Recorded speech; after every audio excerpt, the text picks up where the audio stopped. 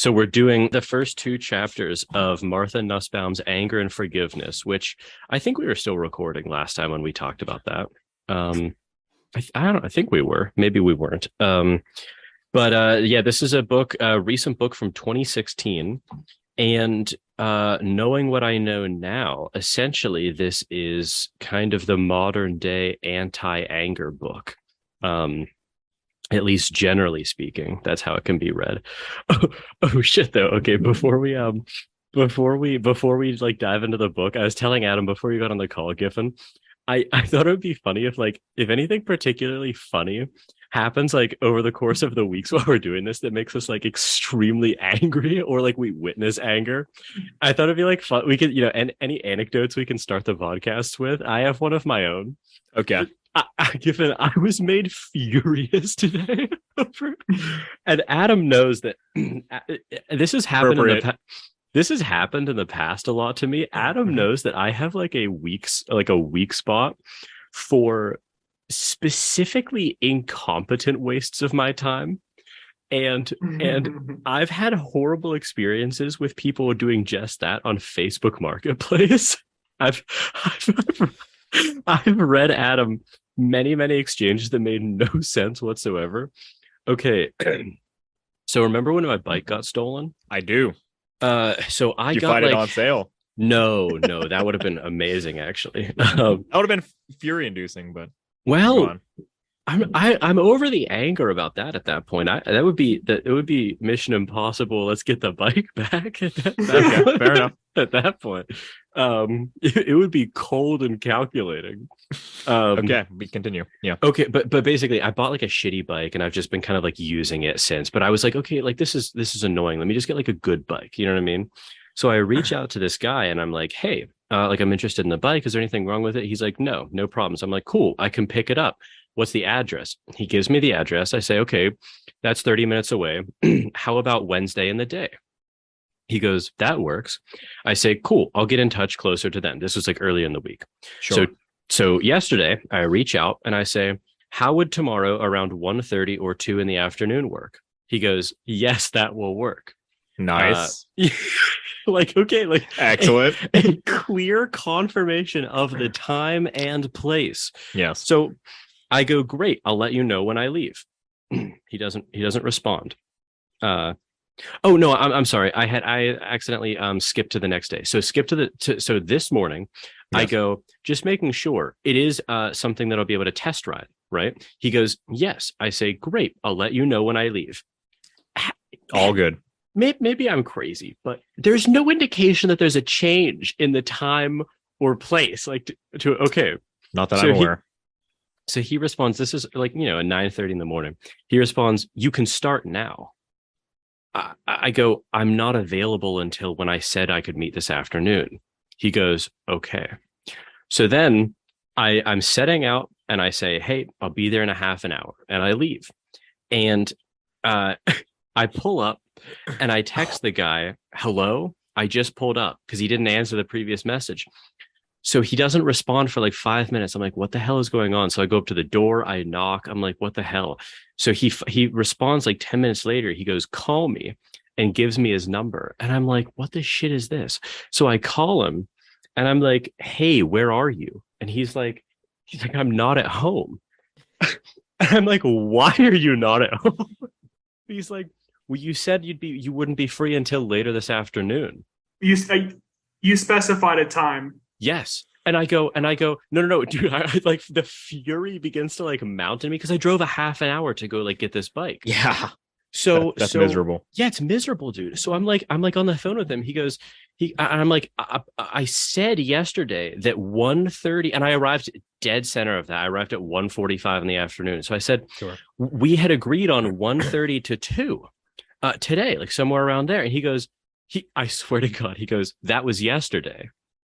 And I go, no, but we agreed yesterday that today we would meet at that time. And he goes, yeah, but that was yesterday. And like the fury that is coursing through my veins at this point is like immeasurable. So I'm like, okay. I'm like, I don't even know how to like react to this guy at this point. I'm like, okay. I'm like, I don't know what to tell you, dude. Like, we said this time in this place and you're not here. I'm like, how long would it take you to get home? He's like, I'm out. And I'm like, I'm out. and I'm like, are you fucking kidding me? I was like so angry. I'm like, well, like, I'm like, I'd like to buy the bike. And he's like, I can bring it by to your house then. And I'm like, okay. I'm like, what time? He's like, I can bring it around at like 4:30 or 5. I'm like, okay, that'll be fine. Like, I'll be home then. So I send him the address. I go home at 4:30. He goes, leaving now. And I'm like, okay, this is good because it took me a half an hour to get to him. It should take me a half an hour to get to me. He should be here at 5. Because I was like doing work. I was like reading, and it's distracting when you're reading and like knowing that like Expecting, yeah, Of course. yeah. So it's like 5, he still isn't there. 5:15, still isn't here. 5:30, still isn't here. So I text him. I'm like, yo, where are you at this point? Like, what's going on? And he doesn't respond at all. So I'm like, is this guy even coming at this point? So I basically just like, I'm like, well, whatever. So I put the phone down. He finally texts me at 6 o'clock. He goes, I'm here. And I'm like, well, what is like, is this how you operate your life? Like, is this how you live your, like, I was just so furious. I was so furious. I also engaged in payback anger too. He was like, because he had a bike listed for $100, and I was like, I won't pay you more than 80. And there was nothing wrong with the bike. There was like no reason to not pay him the full price. But I was so mad. I was so mad that I was like, I will not pay you more than 80. He's like, I drove all the way here, and I was like, I drove all the way there. Like earlier, I'm like, you wasted my time and my gas money. I'll pay you 80 for the bike. And she's like, shit, I'll take it. And I was very mad. I was extremely angry. Yeah, that's miserable. Yeah, I think you probably handled yourself much better than me. See, the problem is I still wanted the bike. If I didn't still want the bike, I'd be like, you absolute moron. Send him the wrong address. yes. Like, well, not that, but like, but close. But let me tell you this, Giffin, I would have wanted to have done that. Fair. God. So yeah, that's my like fury anecdote for the week. I had a much smaller one today, where otherwise today was a pretty peaceful day. Today. Yes, but I did during a break during the reading. I went to YouTube and I checked in my feed, and one of the videos was titled it was like Jordan Peterson just absolutely lies about climate change science. Oh. And what I did was I clicked out of it. I'm like shit. I'm like I can't indulge my anger in this reading. So I decided not to indulge it because I felt like that just very prickly anger. I felt it flare up a little bit even vicariously there. Yeah, I did. We don't have to feed that fire. No, we are trying to embrace some of the principles of Nussbaum here. So yes. But objectively, he's a piece of shit. Yes. If you wouldn't have skipped over the one section, you would have found the anger's contemporary. That would have been appropriate. Anger's the different. Just, are you talking cousins about of anger? Oh, I thought you were talking about transition anger. No. Oh, okay. You'll have to enlighten us about that. Yeah, transition anger is like, I meant like loathing. It would be, or okay. Contempt would be the appropriate thing. No anger, but he's still a piece of shit. Would be contempt. Yeah. But I guess I mean we could just like, it's like before. I mean, basically, okay. So we read the intro chapter. It's just the intro chapter, but the second chapter is basically all about. I found this style kind of interesting.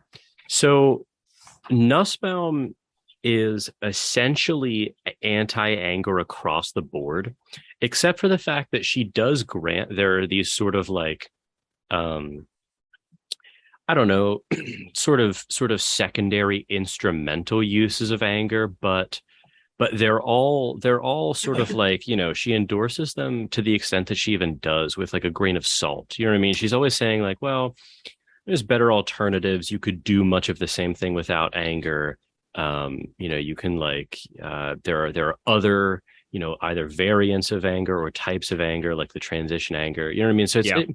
But interestingly, she yeah. does kind of like she does not endorse like kind of like this stoicism necessarily, the stoic Yeah. view of it, even though it seemed very similar. Yeah, the difference there is first blush. interesting. Yeah, Yeah. because I think like Small grains of salt. yeah, if I was reading her right, I mean, and see like if you guys agree, I mean, basically why I thought she didn't align with the Stoics about all kind of emotions was she took like a more, not a narrowly kind of like a utility approach to anger, but she really like examined it on utility grounds of like, okay, what does this like produce in people and in relationships and in society? Yeah. And like the Stoics seem to be a little bit more along the lines of like treating all emotions on a par in a different way, where it was like you just shouldn't be like reactively bound to your emotional states, like almost regardless of what they were. And Nussbaum seemed to be more of like, okay, is this like emotion or attitude useful? Yeah, there was definitely some like utilitarian content in the chapter. Yeah. Discussion. And she does examine, anger outside of just its ability, but also just like, the moral nature of anger as well. Yeah. It's like, I mean, there is when talking about kind of status. Yeah. Like there's like that status kind of reducing aspect of anger. The outcome of expressing anger, or, what punishments could be levied against someone through anger, and that would lower their status relative to oneself. Yes. She says in that case, it might have utility, but it's morally dubious. Yes. I'd actually say it's morally bad. So, True. Okay, I definitely want to talk about like both of those kind of, because she has that like two-pronged critique of anger. Yes.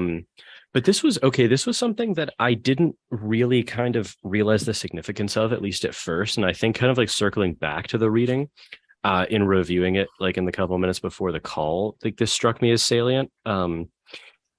I was wondering, okay, so it seems crucial to her disavowal of anger, that it fall under a certain account, because she endorses like a specific account of anger, which I think plays actually like a bigger role than I first realized in her critique of it. So I have this from page 15. She says, agreeing, it's at the bottom of the page. Yeah. Agreeing with most traditional philosophical definitions of anger, I shall argue that the idea of payback or retribution, in some form, however subtle, is a conceptual part of anger. She continues to say that it either focuses on some significant injury, such as murder or a rape, or it focuses only on the significance of the wrongful act for the victim's relative status, as what Aristotle calls a downranking. But the crucial thing here is that anger for her, it seems to involve both the sort of like I shouldn't say emotional, because that's it. Anger for her involves like the mental feeling. I guess is like there's the feelings associated with anger, but then there's also this cognitive account. Yes. Or a cognitive aspect of the account, rather. Yes. For her, which is this, in some way, shape, or form, however subtle or however great, this payback or retribution part of anger is a conceptual part of it, right? Yes. This isn't like a correlate. This is a part of it. Yes. And I was thinking like, okay, it kind of dawned on me as she continued through the chapter that I think that aspect of her account of anger is fairly significant, because when she's going through all of these arguments against anger, she's saying like, we should actually work to like remove this from our lives. And so I actually think that the cognitive kind of like, I don't know, like potential for action or like desire for action in her account is really crucial, because it has to be voluntary and like cognitive, thus voluntary, so that it can be something we can remove. Do you know what I mean? Because if she's just defining anger as like the raw physical perturbations or, whatever, then Yeah. it's like, because we read about this, what was like a little bit in Seneca, where it was like, even he did he fully admit that? Where it was like kind of like that initial pang of anger is something that you really can't control too much, but it's like what you do with it. I don't remember if that was us or him, honestly. I think that might have been more us. Yeah. I don't remember specifically.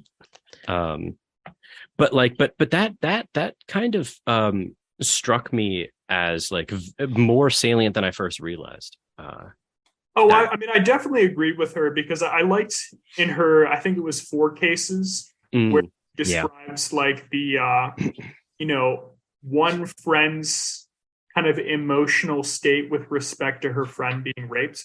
And she kind of like disentangles much of the emotions and cognitive states involved in that.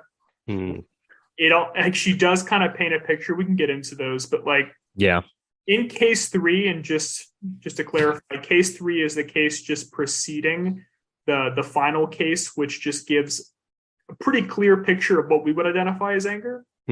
Case 3 has like, the pain, the compassion, for her friend, but also a forward-looking, vantage point regarding like, okay, what can be done to either alleviate the circumstances, or mollify, her friend's anguish to an extent, but only in case 4, the following case, where there was a focus on the act and the perpetrator and what must be done to the perpetrator.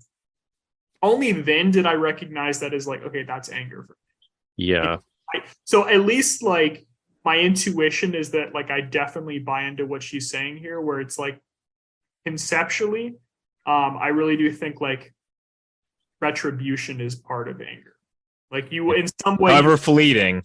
Yes, because it does fleet. She admits that for a lot of the cases, it will be, and can be made to sort of be fleeting. Yes. Yeah. But it is there. Okay, so obviously, like, this is just, we're just kind of like getting concepts on the table, so it's not like there's a right or wrong answer to this, but like, what are you, because I was trying to think about this too, and instances where, okay, I was thinking about like this sort of class of instances that I would at least sort of like pre-theoretically describe as anger that don't fit her scheme of both the kind of like cognitive aspect, at least specifically of like desiring revenge. Because I was thinking like, okay, there are a lot of cases where like something is angering me. Now moving forward, we might want to change that verb. But like I was thinking about like like really irritating behavior that you just want to stop. But it's not like, because she kind of juxtaposes like social welfare against revenge or retribution, and almost kind of treats those as like, well, these are your 2 options if you're feeling angry. Do you know what I mean? Like if you're going to do something about it, these are your 2 routes. And like, I don't know, I was thinking about the instances where like I would describe myself as feeling angry, but like I do want to do something, but it's not necessarily like revenge, and it's not social welfare either, because you would never describe it as like for the benefit of everyone involved. It's like a very egoistic, like, this is bothering me, like I just want it to stop. Like I don't know, have you ever had someone who's have you ever had someone who's like really, really annoying in like a group of people or whatever, and like otherwise, I don't know, this person is just like derailing the conversation like every time, and you're just like, it's not that you want like revenge on that person, but it's like you just want them to stop, like, because it's clearly not like, and it's not like, you can't get that off the ground of like social welfare, because it's not about that. I don't think it's about that. Like it seems like at least it could be framed that way, but if it's like not the state of mind you have at the time, it's really not. It's like a personal welfare. Then it's just egoistic. Like I just want it to stop. Like it's just annoying. And like I don't know, that seems like a bit of transition anger to me right there. Where like let's just do something about it. yeah, like that's the remedy. Yeah, that seems like it's not necessarily focused on any sort of like retribution. So I'd agree that isn't anger, but that'd be transition anger. Yeah. Okay, I'm happy to call it that then. Yeah, I'm happy to call it that. Yeah, because it's just sort of like it's almost the feeling of like, well, yeah, I guess it's like stunted transition anger though, because like most of the times I feel that at least there isn't really anything to be done, because it's not like someone's it's not like someone's committing a wrong. You know what I mean? Like a lot of this is just almost like amoral irritation. It's just like can't you like it's sometimes the sentiment of like, I don't know, can't we like can't you just shut up for like a few minutes or something? I wonder if it would kind of fit some of the verbiage of when she first introduced transition anger. Like, this is outrageous. It's just like it's almost like more like a commentary on like on like what's going on. It's almost like outraged disbelief. Like, how is this? How is this happening? Yeah. Okay. No. That's actually fair. That's. I would definitely be okay with calling that transition anger. I was just thinking about that as like, well, this is a situation where I would call it anger, but it doesn't seem to fit her characterization. Where was the where was the where I'm trying to find the thing that you brought up, Adam, where there's sort of I don't know, how did she describe it? Two sides of anger, or sort of two kind of goals, I think is a good word. Yeah. Because one could just be like just kind of paraphrasing the idea there, but like one goal of anger, as we've just described, is that, by inflicting some sort of harm on another person, or at least imagining that, you're kind of either imagining or inflicting some harm in order to kind of like remedy this cosmic balance in a sense, or achieve this cosmic balance where it's like you've been wronged, but in return, if this person is wronged either by your hand or like there will be some sort of cosmic balance struck. The road to payback, or the road of payback, is what she calls that. Yeah, she said like it's entirely unfounded. I don't buy that. I don't know how you guys feel about that. Because I have it. This is on 29. She's talking. This is where she's kind of introducing the road of payback. Okay, she's talking about Angela, but just someone who's angry. If she chooses the road of payback, she does not embrace narrow and defective values. She values things that are really valuable, but she engages in magical thinking, which is normatively objectionable in a different way, since we all want to make sense to ourselves and to be rational. And she goes on to like say that, well, this is like, this is kind of culturally ingrained in us. She says that there's cultural teaching that constructs patterns of sentiment that become real, but these themselves shouldn't actually give us like a robust reason. Do you know what I mean? Like, just because we're wrong isn't a reason to continue being wrong. Well, hang on. Let me kind of connect with this back a little bit, because here's what kept rattling around with me on this one. I don't think it's as magical or mystical as she's making it seem. I mean, okay, so like imagine we're all sitting around for a game night, right? Sure. And I don't know. I found that either you or Giffin with just like pretty unfair like attack that kind of like, but it's not even like it's in so much or insofar as like humorous, but more so just like mean spirited. Yeah, it's just like, what are you doing?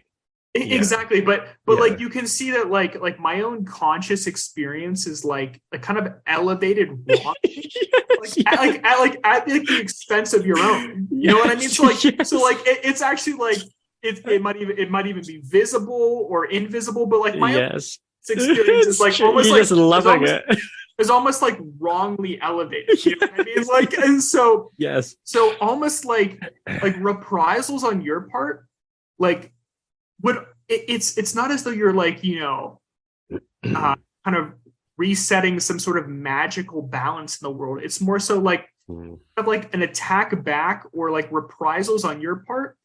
Well, then like, kind of bring me back down to earth a little bit, but will raise your own conscious experience back to where it should be. And like, does that make any sense? Like that perspective on it, where it's just like, yeah, I think that's would fall under like kind of like a theoretical utilitarian positive from taking that road, but like it's not.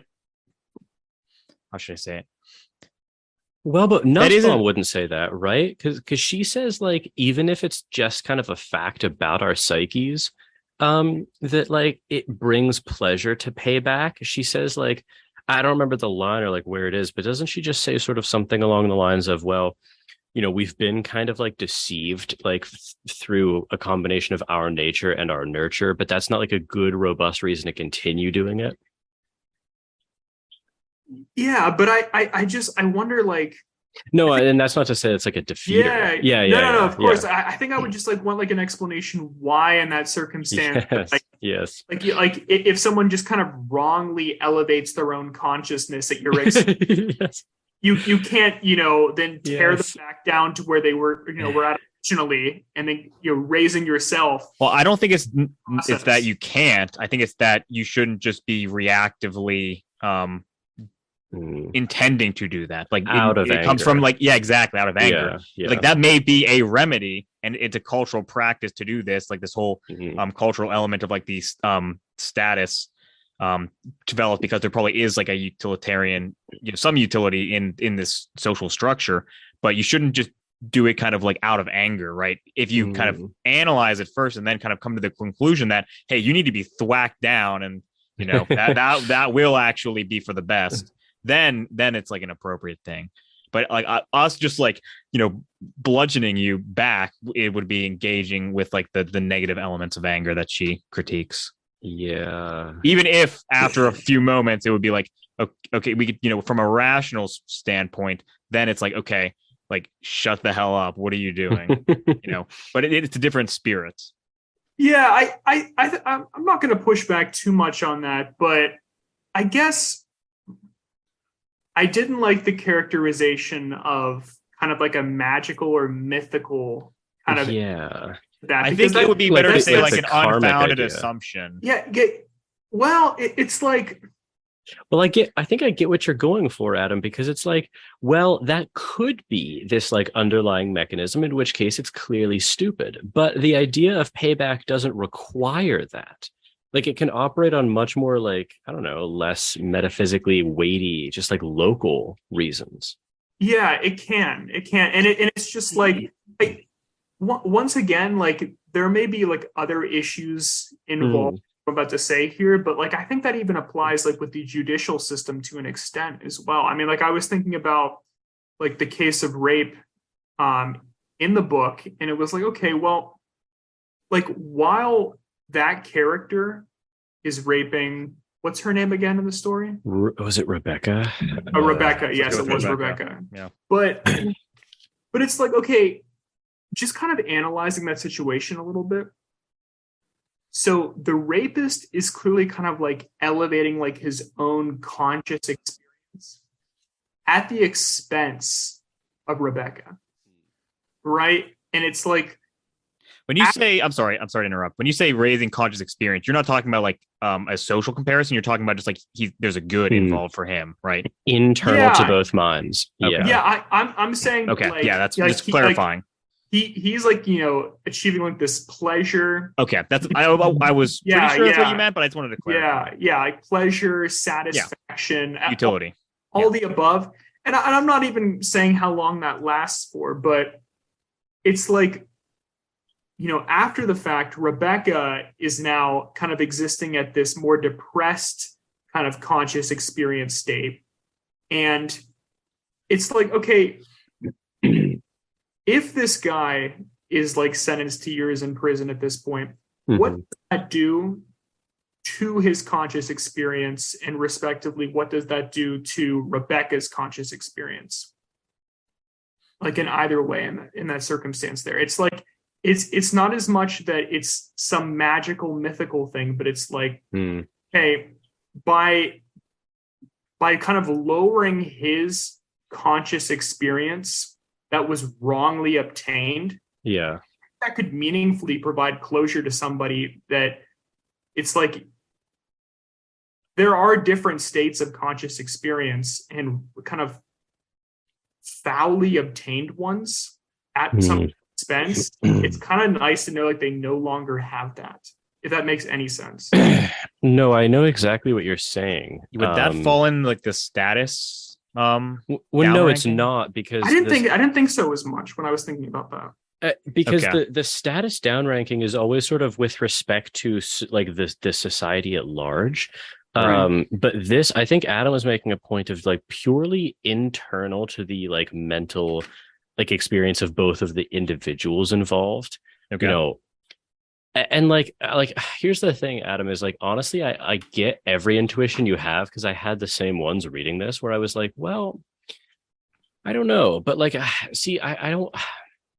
I'm just thinking about how like Nussbaum would respond to that, and like I actually have the quote. Yeah, do it. Yeah. So this is on page 29 for those interested. And even if people feel overwhelming delight when they have retaliated against the aggressor, that pleasure gives us no reason to endorse or make law around such sadistic and malicious preferences. Now, we can contest that, but people can learn to feel pleased by many bad things: racial discrimination, domestic violence, child abuse, and by many silly fantasies. The thought that their cat channels the spirit of a beloved ancestor is the example she gives. Little low. Basically, she's not just endorsing it because like it is in our culture something like it is real. Like some people are satisfied when they discover that someone has been like put down, right? You know, I mean, the death penalty is probably the most severe example if I can think of that, right? That doesn't mean I think that's a good response on her part, but the first thing that comes to my mind when I hear those examples is like, I don't want to derail us too much. I apologize. This is core center of the bullseye. But it's just like, I feel like the examples that she gives there, I don't feel like there's like a good. It's not like their conscious experiences were unjustly obtained, and then you were then like lowering them at that point. So, like given the examples like she gave there, like, those are all like. Average conscious, experiences, opposed to like someone that obtained this elevated or heightened conscious experience that was unjustly obtained. And it's like, what do the peers or the people around them have, or society at large, like what role do we play with respecting or kind of conscious experiences that were unjustly obtained? I don't know. Yeah. Okay, so two things. One, I remember that Nussbaum responds to sort of that retort, and she said, and I'm not endorsing, I'm just reporting. She says, she just kind of doubles down on her claim that like, just because it like we do feel it, but she explains more. I don't remember what page this is on, but she's just like, well, that's not going to undo the wrongs. And it's like, well, again, that's true. Is that true?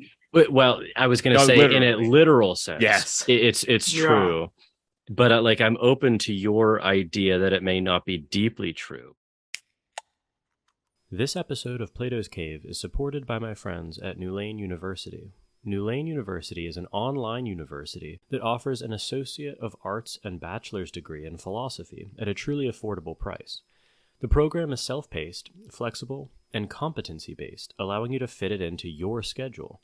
I've had several listeners reach out to me over the years and ask about more formal philosophy training that doesn't require moving across the country or physically going back to school. If you're someone who is interested in philosophy beyond the self-taught method, New Lane University may be the perfect accessible, low-cost entryway into academic philosophy.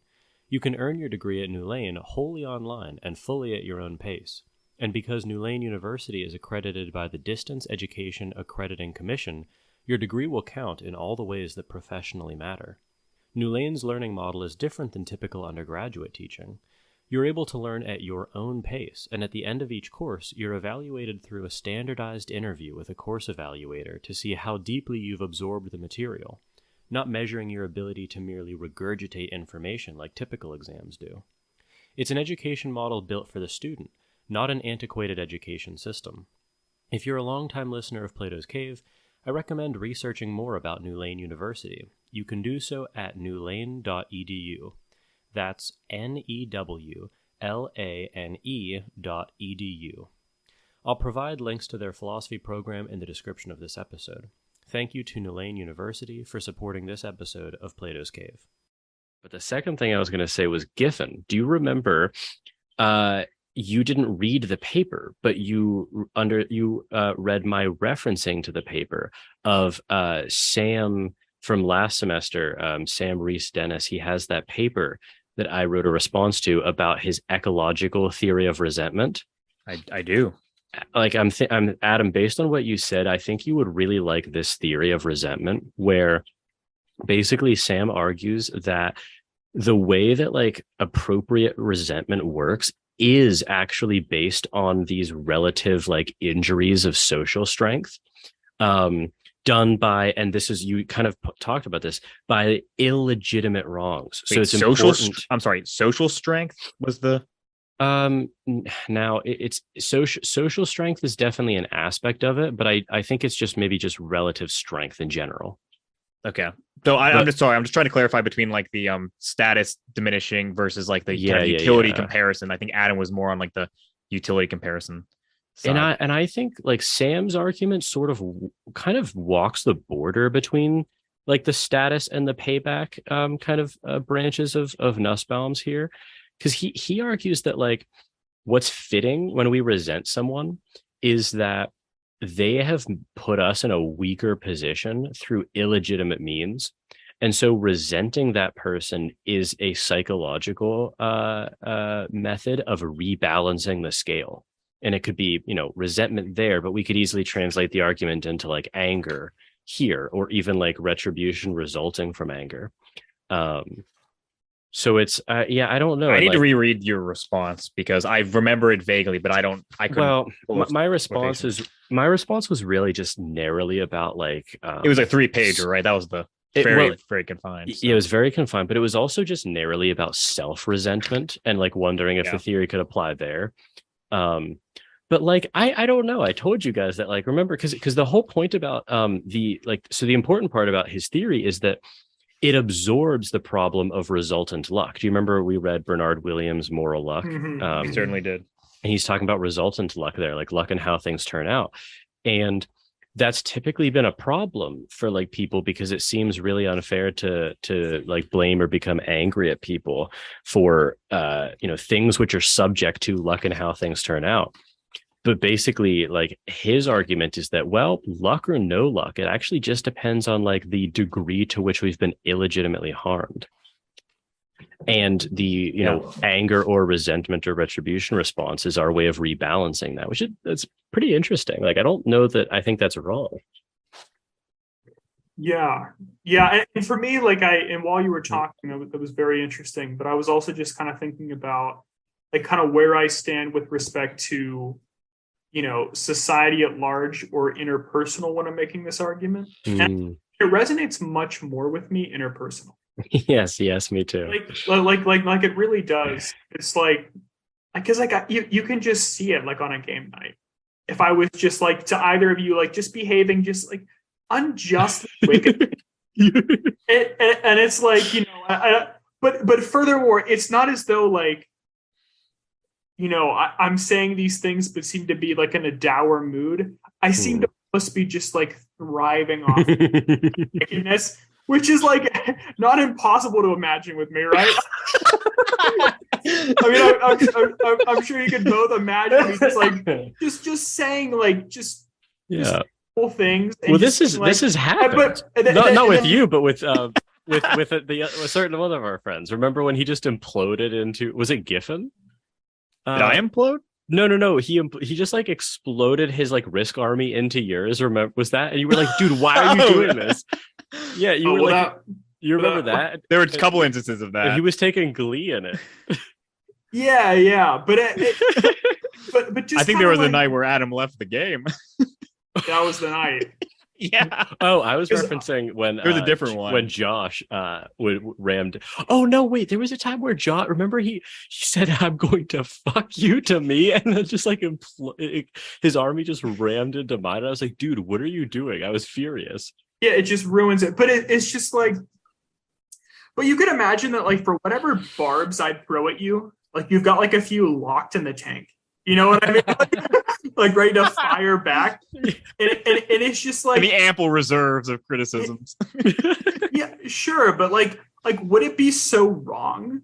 Like if I'm like just like gloating my devilry, you know what I mean? And then just to like fire one back to bring me back down to earth, but like also to elevate yourself a bit. I don't think it would be wrong. But not even but not even in terms of status, but just in terms of just like your general experience, my unjust experience at your expense. I don't know.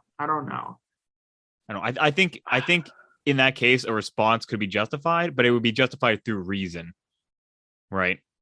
I mean, if I just kind of reacted out of anger and it had the same effect, it's kind of the case where, like, you know, it just happened that way, that it was like a just response and it, you know, boosted overall utility or whatever. But the intent kind of like wasn't actually there to do that. It just happened to do that, right? I think that would be. You know, what's Jordan.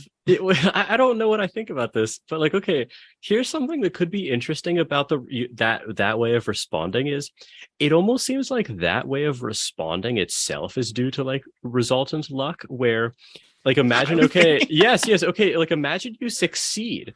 I could imagine that well alleviating the anger. You know, you've actually like you've equalized, you know, like you ram into my army, you fuck me over for the game. I'm just like, dude, fuck this shit. I just take you out first, and you're the first one out, right? I can imagine that's like, yeah, I got got it back, right?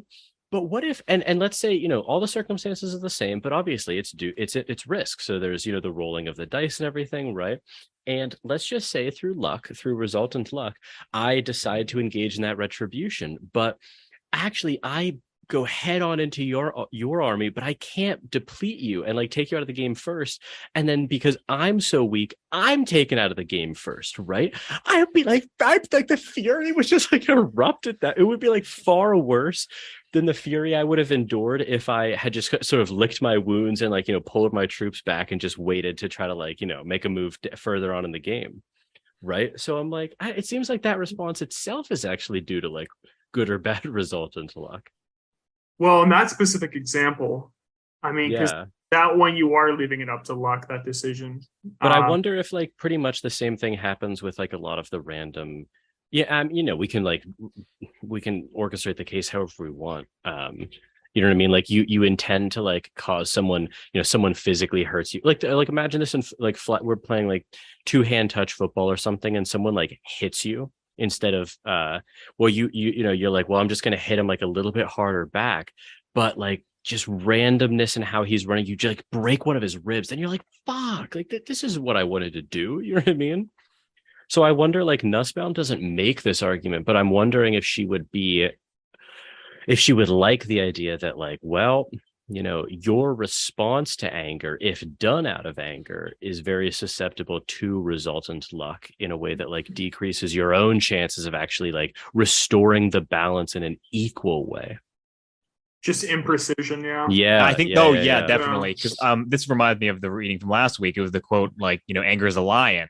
You can't control it. That's basically kind of the foundational critique. I think that was from a Stoic. That might have been Seneca, but I'm not sure. But no, I think she would probably endorse that. Yeah, because I mean, it seems true. Well, even if she doesn't endorse it, then I'll make this final point. Then I think she's still wrong in categorizing why people exhibit anger, because I think it is an additional category than just elevating one's status relatively, or for, you know, achieving some sort of cosmic balance. I do think like elevating one's experience at the expense of another, it just, you know, kind of depressed your experience and elevated theirs unjustly. I think that can be a reason. She might disagree with it. Well, I think that was a reason. It's just not one that she thinks was, appropriate, right? That's like the well, I think Adam's pointing to like a kind of a 2.2 or a 2 point, like there's because Adam's talking of like he's like payback asterisks almost, because like here's the thing is like Nussbaum does talk about what Adam's talking about. But it's kind of overshadowed by her attack of like the more obviously wrong way of people kind of valuing payback. You know what I mean? Yes.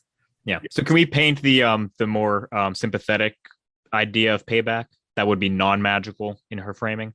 It's basically, I think, what Sam is kind of referring to in like, the synopsis I told you about, like in his theory of resentment, where it's like, resentment and, just again, translate the argument, but it's like resentment is our, there's nothing metaphysical going on. It's just like our local way of restoring an unjust or inappropriate imbalance in strength caused by a wrong.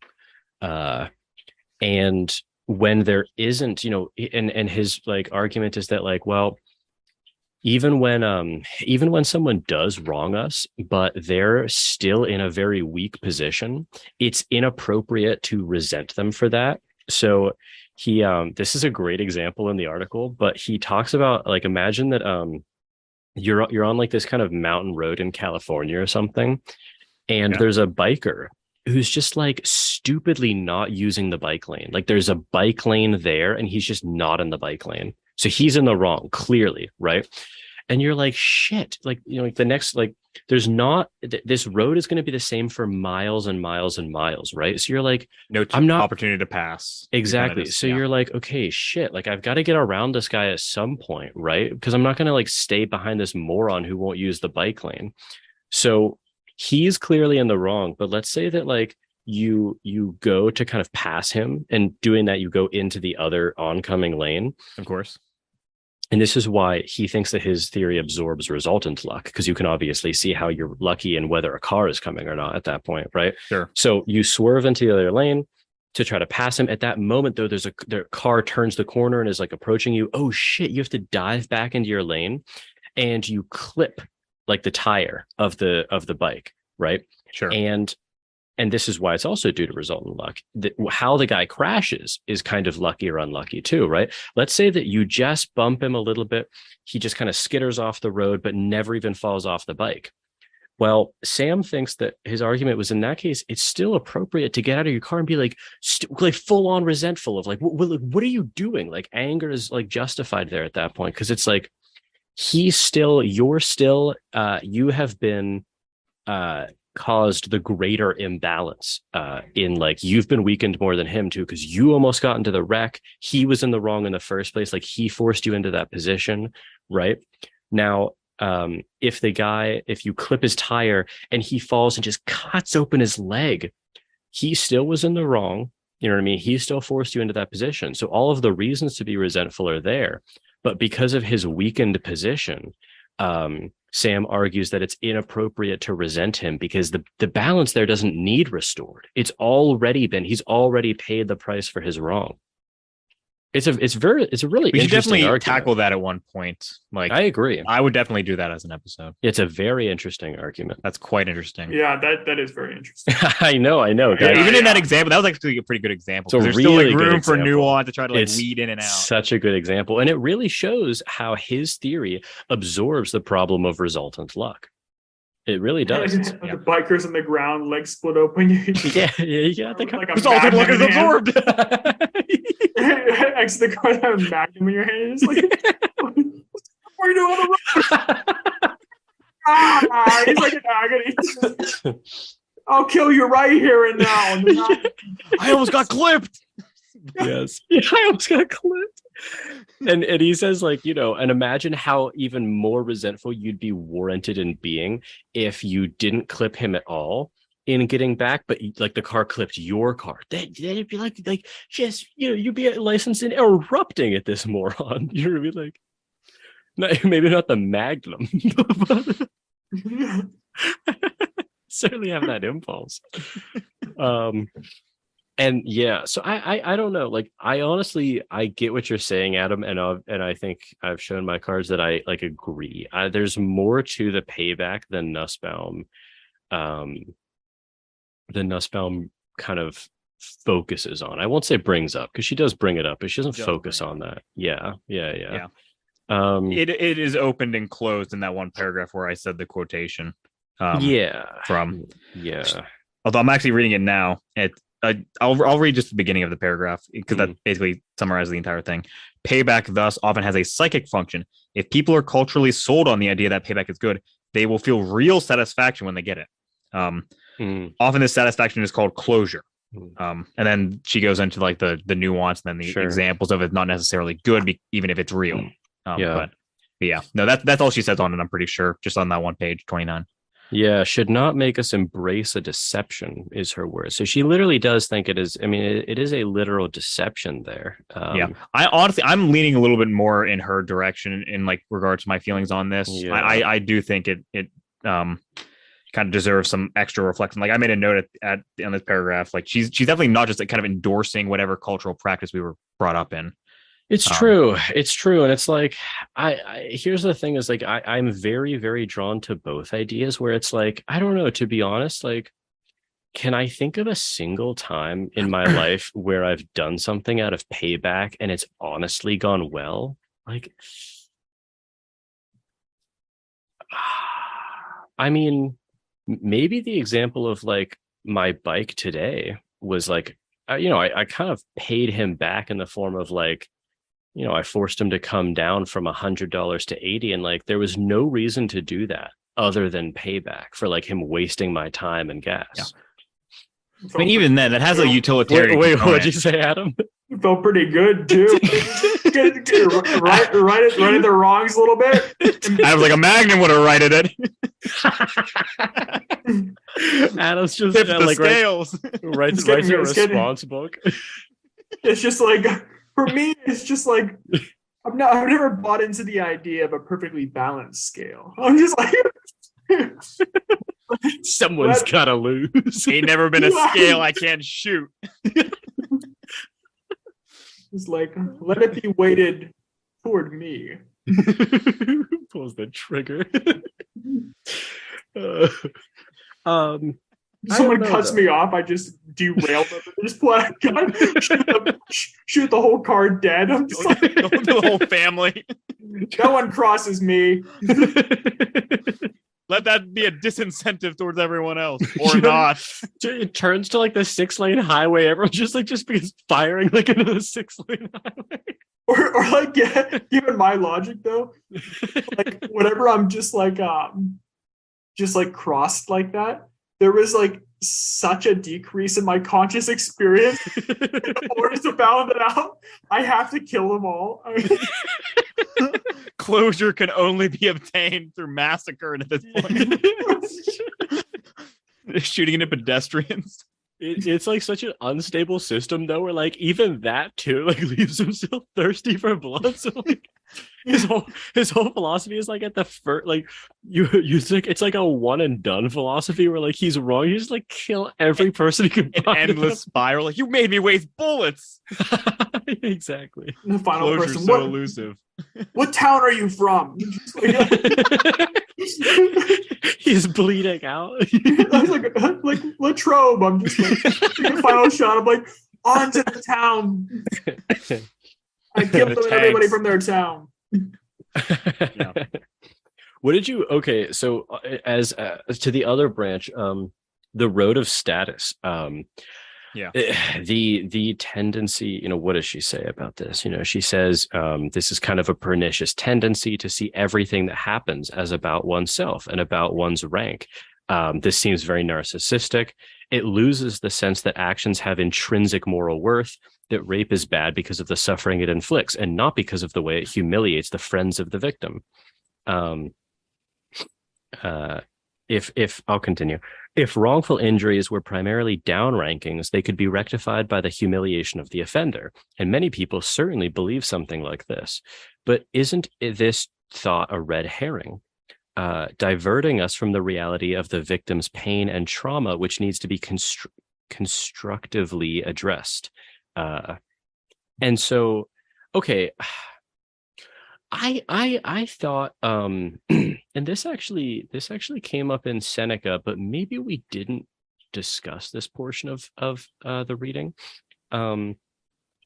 But Nussbaum brings it up later. I can't find where, but she has this idea that, like, okay, imagine someone who was like, Seneca talks about this in these terms. Like, imagine someone who was so sort of like psychologically imperturbable and unflappable and certain of their own sort of like value as a human being, that they Like weren't justified value, you mean? yeah, yeah, of course. No, no, not yeah. But just like, but like, you know, like the very like, you know, positive and you know, there's like innocuous, if not beneficial stance of like, you know, nothing anyone can do can like devalue my worth. You know, like nothing that anyone can do to me can do that.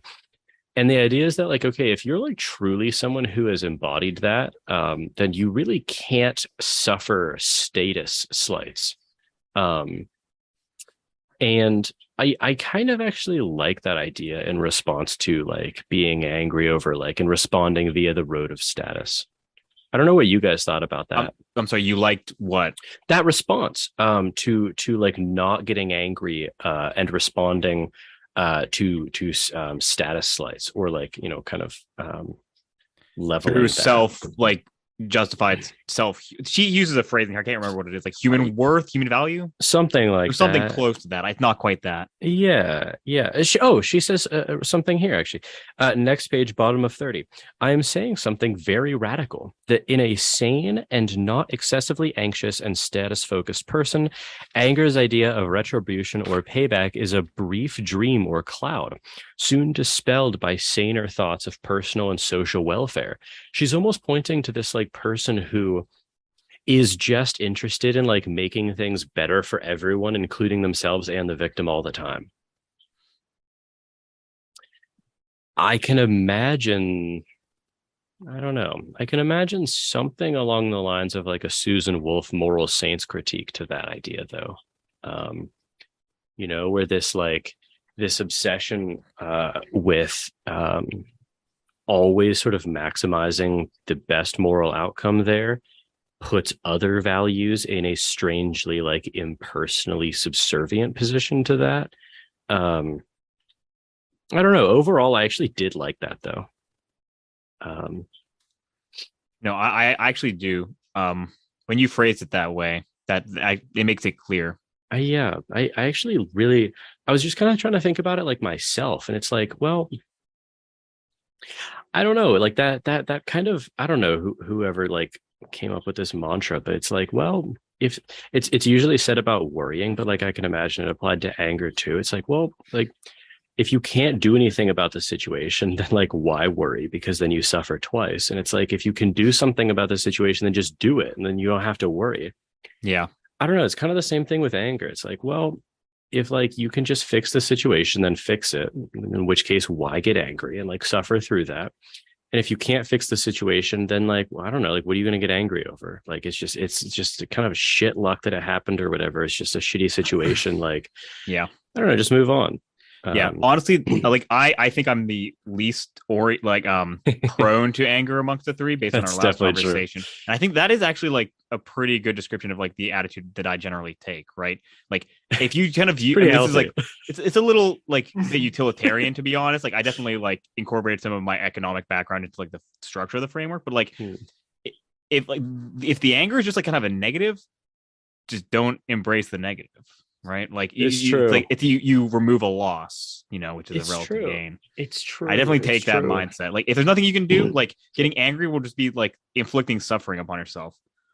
It's kind of true. And like the like the Buddhist idea of like suffering twice actually seems to ring really true. That's a great like I don't know. I would like to get a quote. That's like a frameable quote. It's really good actually, because it's like it's true. The warrior suffers twice. That like the quote. It's something close like to that. It's something like that, where it's like, well, yeah, you suffer the wrong, and then you also suffer your reaction to the wrong. It's like what like precisely. Why actually do that? It's like it's not clear. Yeah.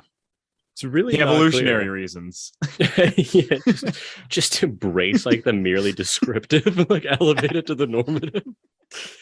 I think though, Weird Darwinian. we'd have to look where in the book she said this because I forget exactly, but it's not that the nature of anger is purely like pain though. Like there is That's true. Yeah. anger as well, where in the sense, insofar as it is forward looking, like there is plain. I mean, like pleasure. Pain and pleasure. There are planes that exist. It's a bird. No, it's a plane. Let us gather. No, but there is pleasure in in just imagining what could be meted out, to the perpetrator, and then there is like just in the midst of the anger that is a true fact, and that resonated with me where it's like it is true. That is why like I'm like a rageaholic to an extent. It's not because like I'm a pure masochist. There is something to it that is like pleasurable. It's true. No, I know what you mean. I was what I was trying to interject with was like kind of the idea of like the hope for like the anger can like spawn like a hope. That's kind of a positive thing, but I like your Adam's is much darker than that. Yes, it is. More I was gonna say I had too positive of a framing.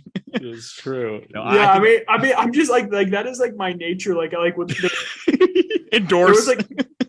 But there was like the anecdote like in the book of what was it? Was it the 1988 presidential debate? Dukakis. Dukakis, where he was asked about like what if his wife would have been like raped? His daughter, yeah. Was it his daughter? It was daughter, okay. yeah. Okay, but would you favor the death penalty for someone who raped your daughter? Yeah. He's like, I am on record for saying no, very soberly. And it's just like it's like I just like imagine like whenever I read that where I'm like I want to preface that with regard to our judicial system, as a third party entity, like we shouldn't be meting out the death penalty to and I can give you a whole slew of reasons why I'd be against it, but personally it's like yes.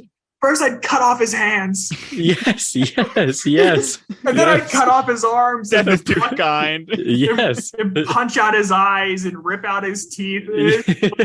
It's true. Like put him back in to rip him out again. Because like there is like the theoretical and like how we actually construct institutions, and then there's just like our nature and like my nature, like I would torture the guy to death. Yes. So, yeah. It's true. Yeah. Did you apparently a strong endorsement of his own feelings? There's the unexamined. The unexamined. That'd be like the Darwinian framing. It's like I do feel them, and it do feel good. Do feel good. That could be like my like ancient Greek, just like philosopher name, just like Adam, the unexamined. He's got like a weak chin, just like like a marble bust in there. Hyperbole, of course, but nevertheless, no, I definitely lean towards like the kind of like sober-minded analysis. Like obviously in extreme situations I would people like extremely angry and cut off the hands and feet, etc. But like I actually do I think I've developed a pretty good habit of kind of just like reflecting so like close enough that like maybe they're not all transition angers, but like the time between it can be repressed pretty quickly. You definitely seem more prone to the transition anger than Adam or I. I haven't invoked any strange beheadings or torturings yet, so. Yeah, Adam. I do feel good. I do feel that, and I do feel good. That's so funny. That's very good. What did you guys think about her? She had a discussion of the instrumental rules of anger. There were 3. Wait a minute. I'm sorry. Let's go. I wanted to respond because Giffin, okay. So like, so Nussbaum says there's basically 3 possible ways to respond to anger. You can endorse like the road of status leveling. You can endorse the road of payback. And then she says the third possible thing, which is what she recommends, is the welfarist approach. Basically, and she gives the caveat, I'm not talking about narrow utilitarianism. I'm talking about, I'm not saying that all goods are commensurable. Are commensurable rather. Okay, so but okay, here's like the only, I don't know, here's the only thing that I kind of have about that response. Is like, look, at the end of the day, do I think that she's right? Yes. Do I wish that I could be more like that? Yes. Here's like my only reservation though. And like this is like the same reservation I had when we discussed the adoption of the objective attitude. Right. In its totality. And now obviously that's a different project, right? Because that's sort of all reactivity. And this is a very specific one. Yeah. One specific one. The vehement passion specifically. It's true. So the bloodthirsty one. The bloodthirsty, which I endorse. Adam is like Pharaoh, let the rivers run red. I'm thirsty. My toe's been stubbed for the last time, Barbara. It's a massacre from nothing. Anyways, Jordan, please continue. You're talking about the problem with her third road. I don't know. Similar to what you felt about the objective attitude. Yeah, she even references, there's this paper by Bernard Williams that we didn't read for the Wolf series, but we did read in class. Okay. And it's like, okay, he kind of has this like amazing phrase about one thought too many. And I'm wondering if that thought applies here, where it's like, okay, I don't know. I'm wondering about the person who truly embodies her suggestion to embrace like this welfarist approach to anger. Sure. And I don't know. It's like this is totally a moral saints thing. This is totally a moral saints thing. Yeah. I see what you're saying. And I'm wondering if like there's and okay, here's the thing. There's something that is like prima facie off-putting, but I don't know if this is something that I should just get over. If like this is like, if I'm falling into Adam's, me thinks, me do, me endorse. Bold who endorses in the vocabulary. I'm sorry, Adam. Obviously, I'm just kidding. Yeah, obviously. It is my nature. And you do endorse it. I do. Me nature, me nurture.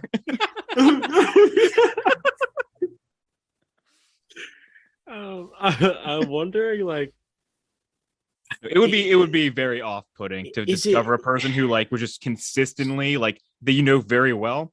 That would be quite off-putting to the point where like it would actually like to the moral saints argument to somewhat, it would be like, I don't know if I would want them as a friend, just because it would be like a heavy constant reminder of like my own fallibility in the face of like a god, right? Yeah, well, that also would be like more than that. I was almost thinking about something. I was thinking about like what we were talking about last time. I kind of floated this idea of like vicarious anger, or like, anger when you're like, you're like a friend is telling you about, my example was when Adam got fucked over in his lab. Yeah. Like, okay, she even talks about this somewhere, and I made a note because I wanted to bring this up. Come on. God damn it. I know where on the page spatially the note is written. Like, I know it's in the bottom margin. I don't remember the page. God damn it. Oh, I found it. Okay. This is on 34. Bishop Butler, actually, it seemed like he was kind of talking about something similar to what I was talking about. Yes. Yeah, because so I'll just read from the top of 34. So she's talking about Bishop Butler, for he suggests a good role for anger that needs to be pondered. According to Butler, who finds anger pretty appalling in general, it nonetheless has this value. It expresses our solidarity with wrongs done to our human beings, done to other human beings. Sorry. Yeah. Now, she rebuts this, and she does it first on empirical grounds, but then she moves to normative grounds, and she says, even to the extent that Butler is correct, however, what he does not explain is why solidarity is aided by the desire to inflict pain and suffering on the wrongdoer. Now, and she again, which is essential to anger.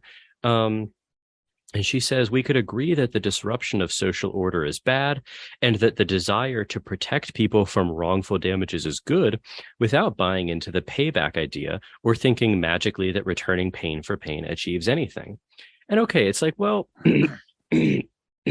sorry, this is like, it's okay. Well, like, first of all, I'll grant that that's true, but that's really, she's focusing on like these very specific, like almost ways that anger can be expressed, right? It's like, okay, like here's the thing is when Adam tells me about, or whoever, like, sorry, I kind of like the hiccups.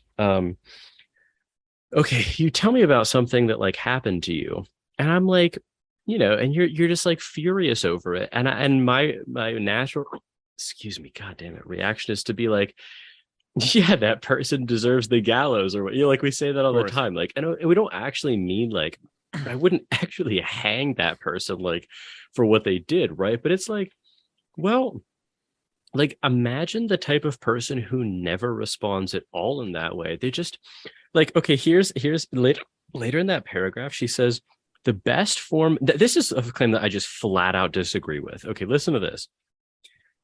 The best form of solidarity with other human beings would surely focus on doing something constructive to promote human welfare, not on a project doomed to incoherence and futility.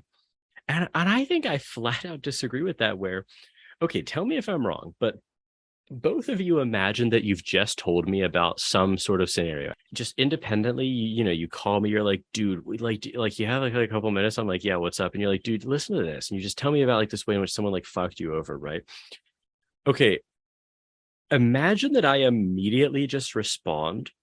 Well, like, okay, so the way to maximize utility here would be like you'd be like, okay, like, yes, I want to get to that. Mm-hmm. But wouldn't you actually be extremely frustrated if the very first thing I said was skipping straight to like a social welfarist? Would that be? I was thinking about that like too. Strict remedy or something like that. I would be so annoyed if someone did that. Well, I'm interested to know about Giffin's perspective, like as true. Like the story about your encounter today of just madness on Facebook Marketplace. Like Giffin, did you feel like any kind of like commiserating anger? I mean, like was there any anger that kind of welled up in you, like as you heard that story, or like what was your experience? Because for me, it was like I felt the rage boil, like, yes. Like as I was hearing.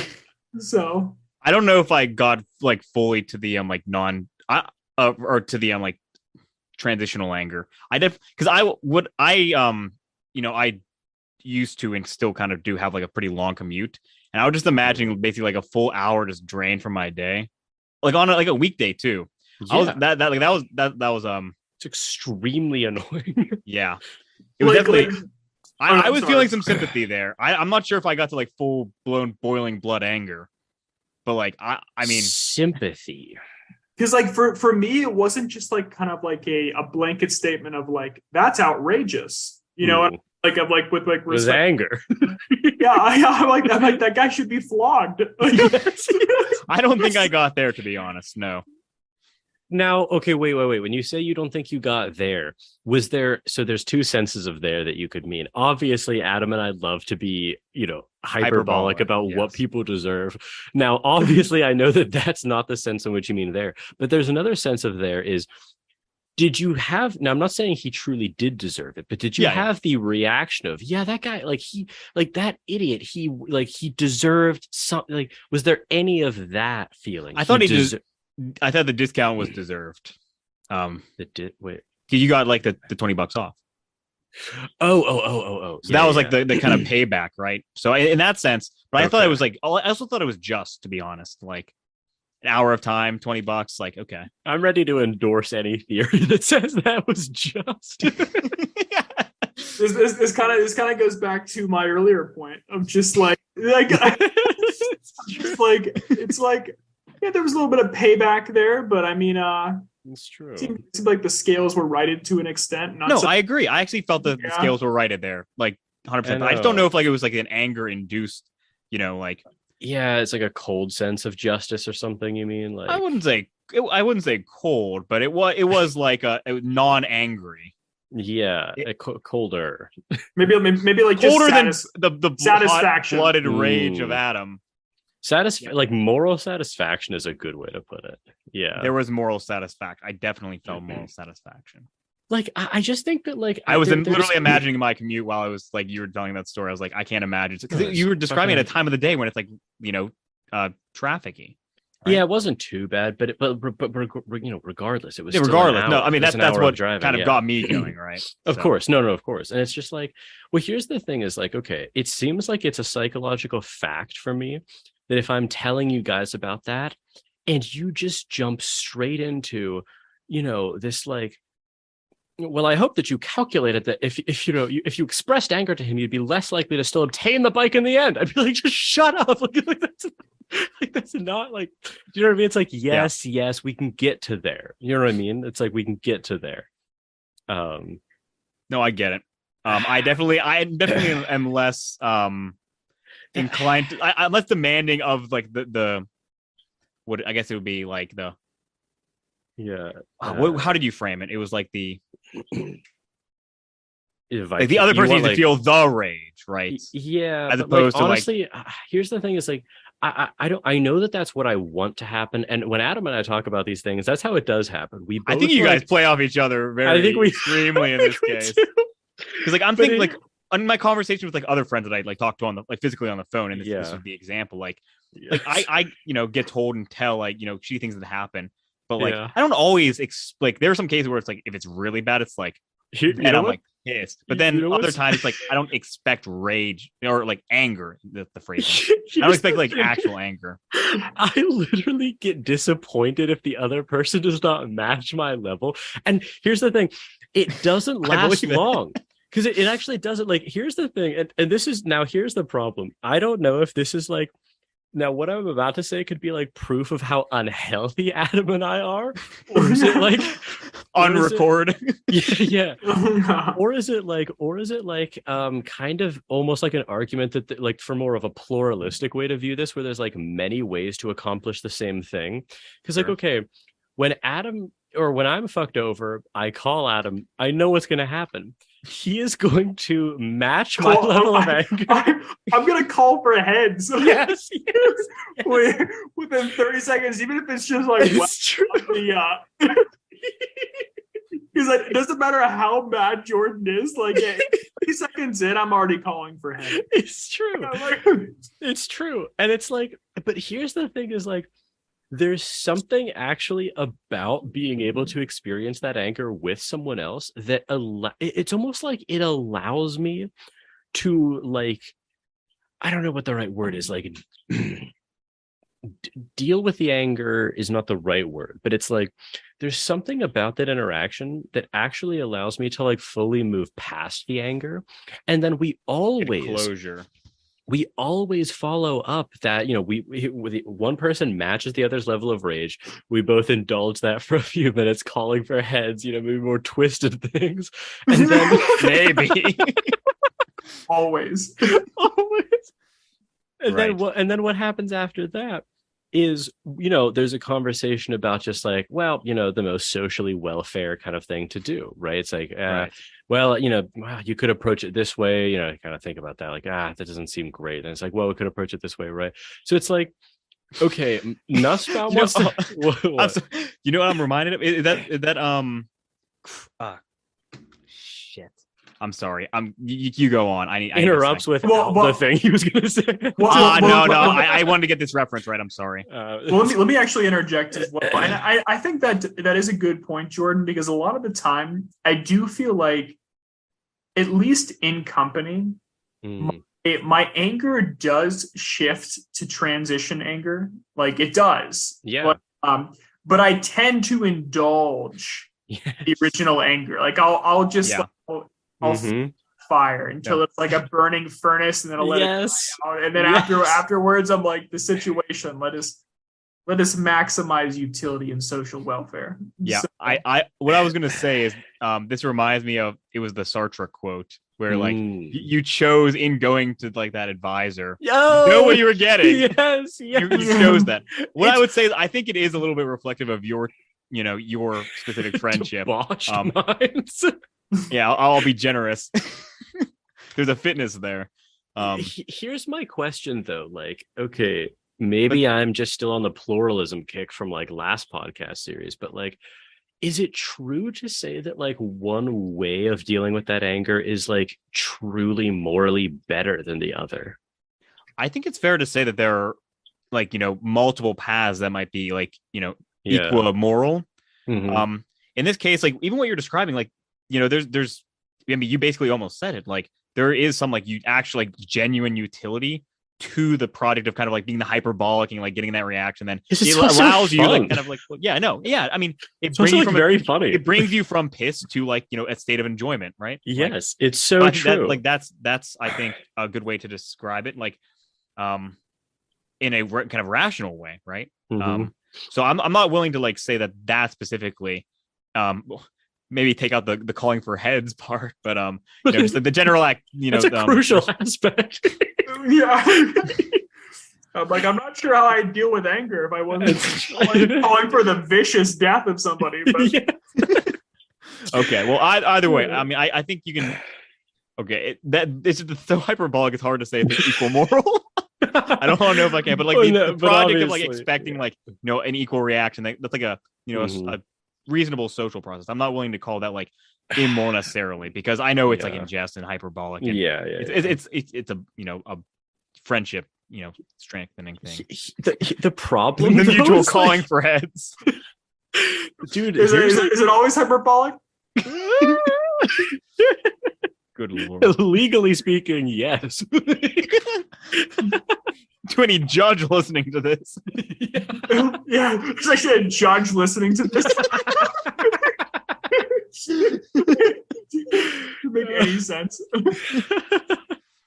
I will act as prosecution and the judge. But here's the problem, though, is like honestly, I've gotten to the point where if I'm here's like, I don't know, is this wrong? Is this like maybe not morally wrong, but it's just this like, in some way, anyway wrong. Maybe even just practically like I am now like there are some times where, if I'm having some of these conversations with other people, it's not Adam. Part of me feels like it's a terrible it's a terrible expression. I have to imagine Adam gives the most explosive response, correct? Well, yeah, I that phrasing doesn't help. I was gonna say I almost feel like blue balled when someone doesn't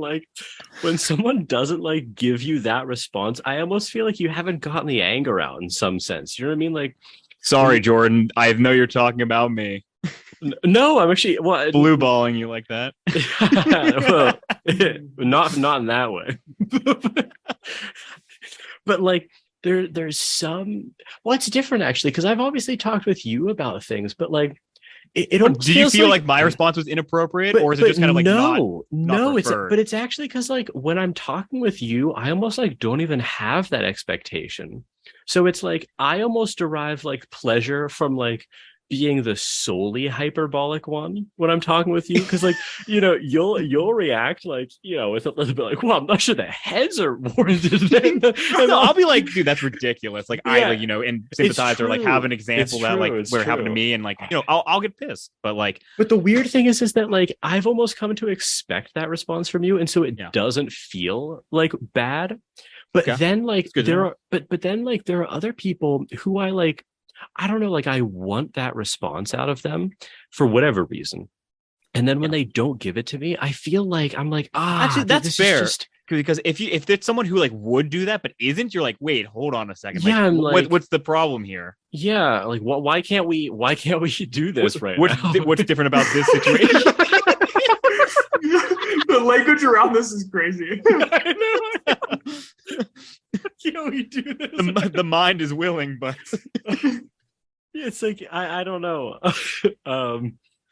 But I don't Yeah. know. Like, a part of me thinks like Nussbaum could see all of that and just use it as like grist for her mill. Like, yeah, you shouldn't even be indulging in like this stoking of the anger flame at all. But even I'm not even sure, because what you described is actually more of like a transition from anger to like kind of like almost a joy. There's you know what I this mean? like deep I, and I like twisted joy, and like it's true because like when I tell you guys about shit, like it's funny. Do you know what I mean? Like, no, I know. It's especially if it's hyperbolic, because the thing is, if we actually put forward like reasonable like reprisals, you know, yes. you know what I mean, where I was just like filling Jordan's head with like sabotage his car, or like I was just about to say that, because like because that would be like, that would almost be like, it is way more wicked, because it's, I'm like, here are reasonable things you could do to like cause this person suffering, slash his tires, yeah. as opposed to just like, he should be strung up. Yes, no, honestly, now that you've mentioned that, like that actually might be an example of transition anger, because like it's no longer directed at like the act, right? Like, you're kind of like transitioning in a way into kind of like a social, like you're talking about your rage almost at that point, right? I mean, I don't know. I'm kind of spitballing here. This is your experiences, but like, right, at least in her framing, it's like there needs to be the act and the focus, right? And it seems like in the like this discussion you're describing, you're almost like shifting that to a point where like, I mean, it's still obviously like related to the like anger, but it's like almost being shifted a bit. I don't know if that's like, maps onto you at all. I agree with that. It does get shifted. Like the perspective does change, because obviously like the retribution discussed is just so unwarranted that it becomes humorous. Like, exactly. Humorous because like, like someone did something wicked. No, and like the most like torturous pain for them, and then by the end of it, we're just cackling, and it's just like, it doesn't warrant that, but Here's why I'm questioning or I'm questioning if that's actually transition anger, though, because okay, so like she talks about transition anger here on page 35 as so she says there are many cases in which one gets standardly angry first, thinking about some type of payback, and then in a cooler moment heads for the transition. But there are at least a few cases in which one is there already. The entire content of one's emotion is how outrageous. Something must be done about this. Let's call this emotion transition anger. So, so she's kind of talking about two different things here, right? If you experience like the two stage, the anger and then the transition, they're two distinct things. Or sometimes, like she just said, they can just arise simultaneously. And it sounds like, Giffin, you're closer to a lot of the simultaneous arisings than Adam and I are. I'd say that's fair. Closer. Definitely not perfect. To reiterate, I do experience anger, but I definitely don't like feed it. Could a robot experience anger? Could an algorithm feel pain? Allow me to reference my short and long-term memory to determine your answer. No. So it's like, I don't. Well, I think Giffin is right that we end up with transition anger. Well, it took me a while to get to that point. Well, we end up at the transition. But do we end up at... I think we end up with transition anger like in conversations much of the time, where it's like by the end, after feeding that fire, which is just anger, like at the end there is like some resolution, which is all about forward thinking, like recognize like what was done or what was said is still outrageous. At that point, I don't feel like the same like blood curdling sense. It's more so just like there was some catharsis beforehand, but now I'm in a point where it's like I can recognize how outrageous the situation was, and then just provide general feedback on how to improve social welfare.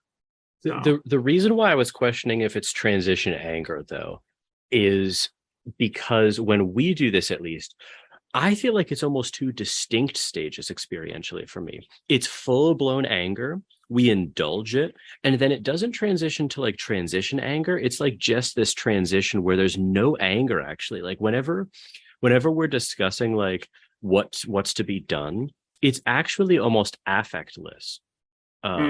So that's why I'm wondering if it's like transition anger, or we've actually just transitioned fully into like, something along the lines of like the objective attitude. That's fair. That is fair. I'm not sure, to be honest. Obviously this is you two are the ones in this example, but I thought at least it was a possibility. Because obviously, like, I don't think it's like egregious. I mean, if you meant it, it would be egregious. Sure. And let me be clear that not all of my anger is. And every individual instance of inconvenience in your life. Because I definitely do experience like pure transition anger. I think it's just less frequent. It's hard to come up with an example on the spot, but like I definitely do. But I'm wondering if like, I don't know, what if like I could imagine someone arguing against Nussbaum and saying like, well, actually, like by not engaging in the anger in the way that, you know, Adam and I are prone to do, you don't let it burn out, you know, in a certain way. Like if you just jump straight to like the social welfare kind of transition anger, you're almost like stifling it in a way.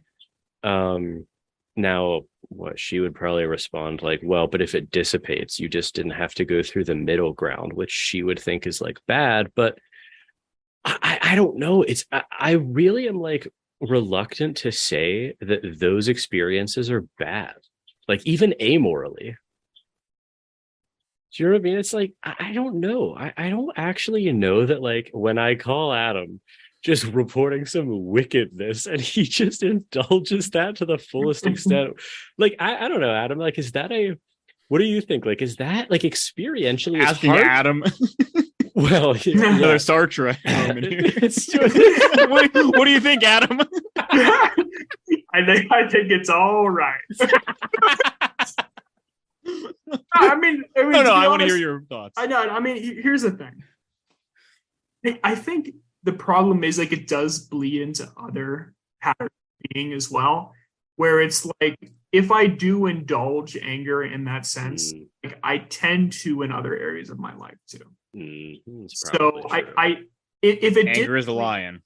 Yeah, if it didn't bleed over like it does, I think there'd be nothing wrong with that behavior. But it's the fact that like I do enjoy those experiences where we feed like the you know those flames, and then you know at another part of the week I'll see a video like I referenced earlier, which is just like you know absolute drivel by someone like Peterson, and I'm like. Let's go. Here we go again. Let's top off that rage. Yeah. I mean, it's just like I haven't gotten my daily rage. Like it'd be nice to, you know. But to like once again today, I was just like, I'm gonna avoid that, and for the better.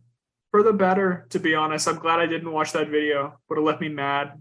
You know, I also wonder if, you know, because, you know, these conversations, if they're not one-offs, they tend to be about sort of recurring people, right, in one's life. And it's not always the case that you can like just cut them out. So I also wonder if Nussbaum might say that like, well, the danger of like doing that kind of, you know, indulging in vicarious anger is like for both parties, but in different ways. It's sort of soiling the relationship that you have. You know, pretend that I'm reporting wickedness to you. It makes it harder for me to like almost leave the wickedness behind if I've spent 20 minutes like talking about how wicked it truly was with you. And it makes you kind of, if you either haven't met the person or have but don't know as much as me, you know what I mean? Like it makes you only have a know bad something bend. that was you call for heads when they're actually just like there's like a small gaff they made. You meet them, you know, like I've called for your head. shake their hand. I've heard so much about you. Oh, wicked things I show you. Stub my toe. It's like all physical matter must disappear.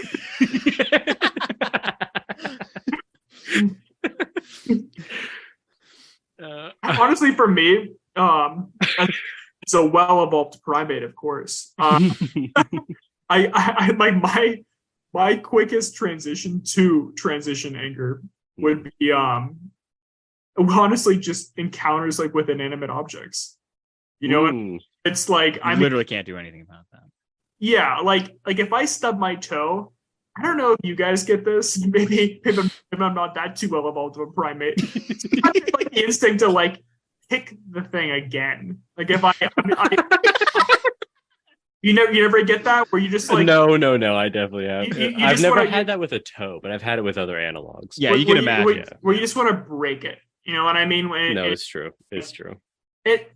I don't know. Like at least for like the last like few years, I haven't gotten that at all. Where it's like if I stop my toe, I'm like, Yeah. I'm gonna break this door. So No property destruction anymore.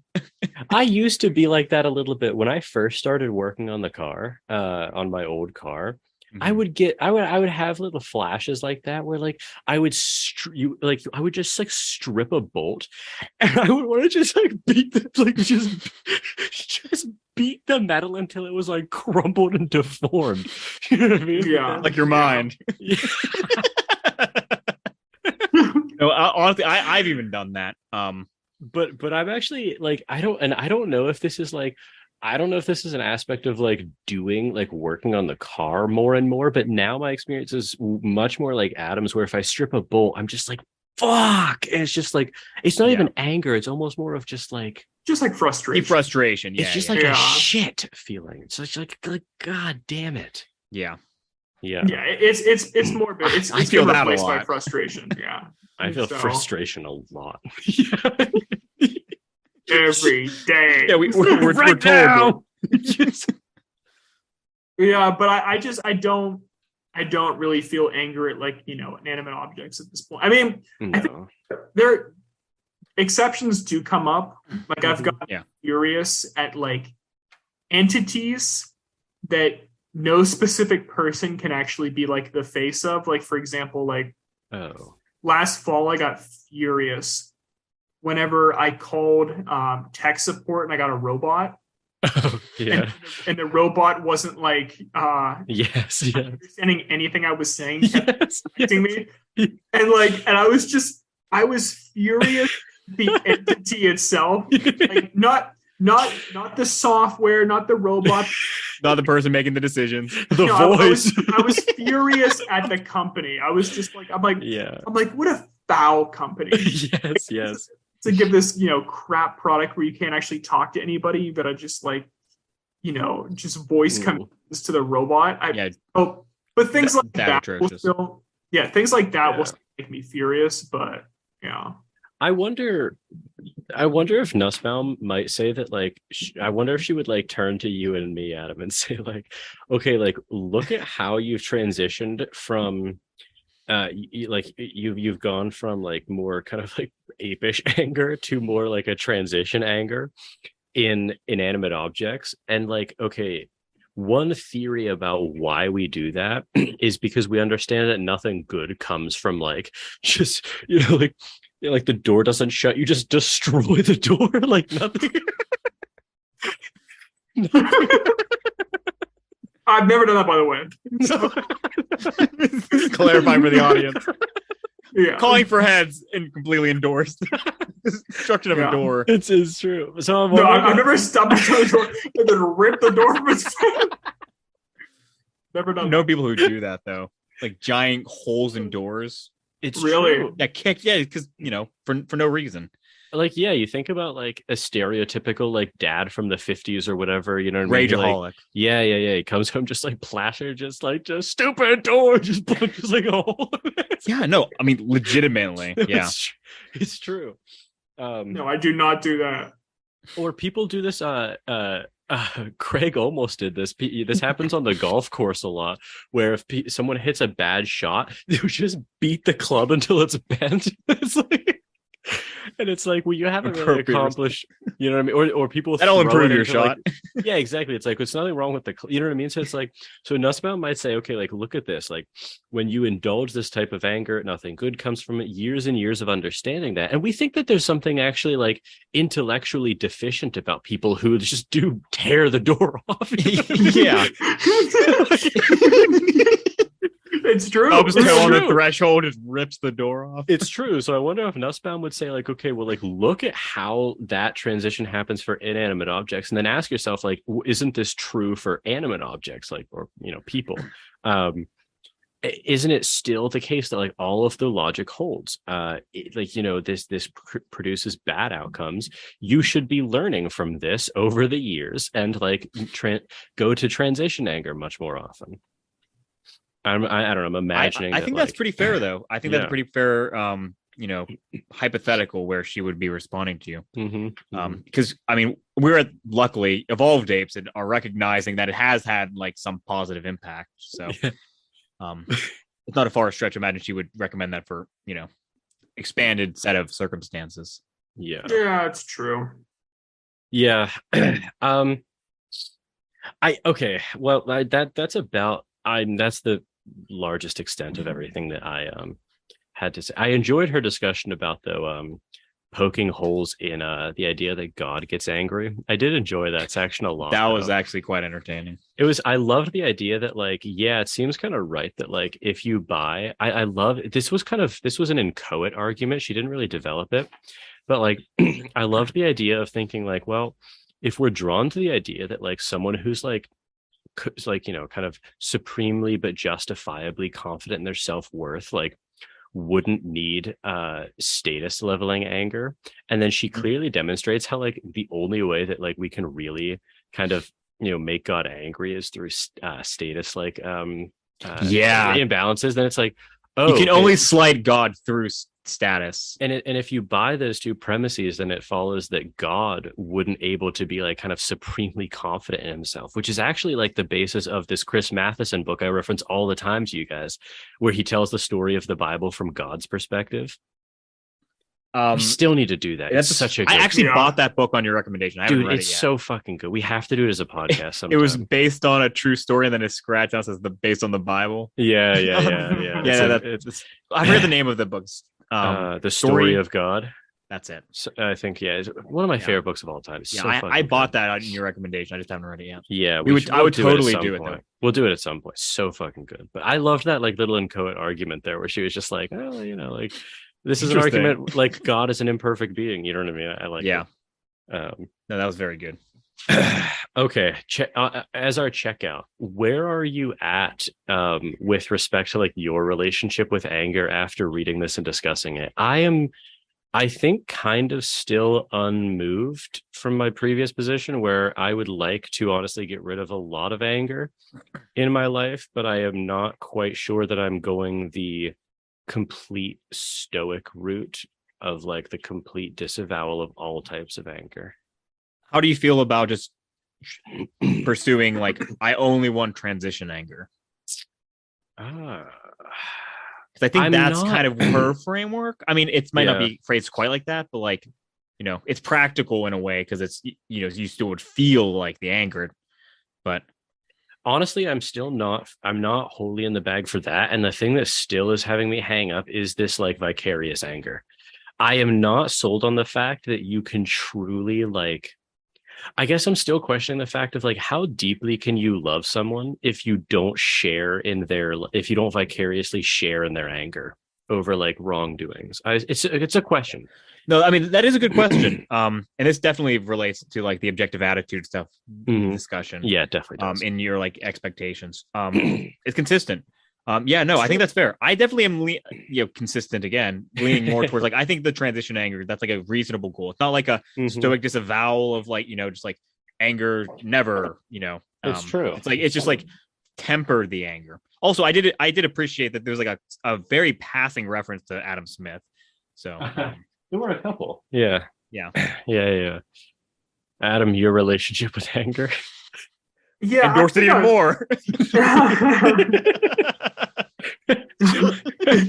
These arguments made me angry. No, I mean, in all seriousness, though, I think I am interested in trying possibly for the next week have the concept of transition anger just running in the back, just in the background, just so that if I do experience anger over the next week, and not just like whatever comes up my feed, but just real interactions that I have. Yeah. I'd like to try to make that transition. You know what I mean? Like sooner than later, and see like how does that affect me? Yeah. Like those doors are getting expensive. I love the image of just tearing off the door. It'd be the immense strength too. Just like it would be. Yes, you'd have to be ripped. That'd be pretty impressive. Yeah, that'd be a true gorilla. It's true. It's true. The fruits of anger. The fruits of anger. A reply to Nussbaum. It's just me beating my chest. Here's the only problem. Well, it's not a problem. I have a question for her, like in follow-up discussions of transition anger. The whole point of transition anger is this is outrageous. Let's do something about it. What happens in those cases where like this is why I'm suspicious of transition anger as like an ideal. Because I'm like, okay, but like there seems to be, and again, this could be an idiosyncrasy of like maybe my poor, I don't know, whatever, like phrenesis or whatever, but like there seem to be a lot of situations, or at least many, where you can't do anything about something that is still genuinely like angering or frustrating or annoying. Mm-hmm. And in that case, it seems like transition anger itself is still like it would somehow better to actually just not be angry in those situations, which seems, you know what I mean? Like I almost, it's like currently I almost have this like I can imagine like, okay, no anger, like the full-on stoicism about anger, transition anger, and then the full-blooded like vicarious anger. And I almost currently want to try to figure out when are each of those fitting, and then if I could just get like myself to match the type of anger that was fitting in that situation, I almost feel like that is kind of what I'm striving for here, because still like to like, you know, like in defense of Nussbaum, that would mean getting rid of almost all of my anger. You know what I mean? Like it would, or at least almost all of it becoming transition anger. I don't know. I think it's worth a try. It's worth a try. I'm going to try it out. Yeah. Let's over the next week or however it is until next recording. Let's try to focus on that. It'd be interesting to report, actually. Yeah, and I'll do the opposite. How many doors can I rip down? Tear down. Yeah, that'll be interesting to see. All because obviously Adam and I are coming from a certain side of it. Higher. Yeah, and then Giffin has to do less to adjust. So, I'll make a cautious effort as well. Yeah. Cool. Okay, cool. Because then that actually you might be able to illuminate much that Adam and I can't. Perhaps. All right. Well, we'll continue the Nussbaum book next episode, and you'll get to hear our reports of attempting to transition anger. Then, all right. Tune in then. If you enjoyed this episode of Plato's Cave, please support the show by researching New Lane University. You can find out more at newlane.edu. Thank you to New Lane University for supporting this episode of Plato's Cave.